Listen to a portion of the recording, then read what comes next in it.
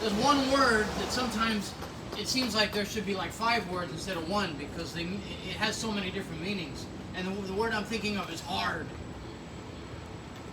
Like sometimes when we say something's hard, we mean lots of different things. There's a hard that means like it's hard to motivate yourself. It's difficult to get yourself to want to do it. It's difficult to psych yourself up. There's something you know you need to do, or you know that it'll benefit you, or you know it'll keep you out of trouble, or you know make other people happy. But it's really it's difficult to get motivated. Like getting up in the morning. That's one kind of hard. And there's the other kind of hard, which is like the challenge level, the level of thinking and effort that it takes. It's difficult. That's another meaning of hard. It's difficult. It's challenging in many different ways, not just physically, but like mentally. But when we think of the path we want to choose in our life, a lot of times the world is telling us, you know, steer towards easy. Steer towards things that are easy.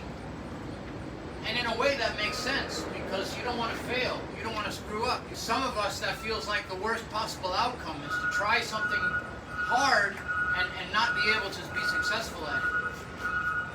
But there's also a road that's like too easy. You know what I mean? Like some jobs are just too easy. They don't challenge us in any way. Some activities that you choose, if it's too easy, after a week on that job or after a week in that course in school, you'll be like, this is boring. It's not challenging me. You know, you stop paying attention, you stop giving it your all because it's not equal to you and your capability. One of the great things about stone carving is, you know, you do a flat surface. You guys only did it twice, but I did it for a full month before they let me move on to anything else.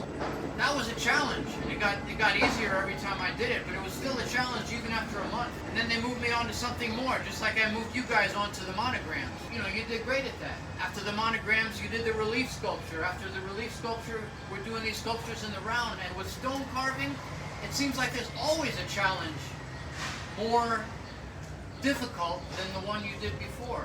So I feel like even if I live to be 150 years old, there'd still be things out there for me to feel like, oh, can I do it? I don't know. I'll gather all my energy and brain power and I'll tackle that challenge. And sometimes I fail, but that's part of what keeps me engaged in stone carving is there's always a challenge that's comes after the one that you succeeded at. So I hope for things, you know, that will challenge us and help us grow, stay excited about our job even after we've been doing it for years. That's one of the great things that I love about stone carving is there's always another challenge to keep you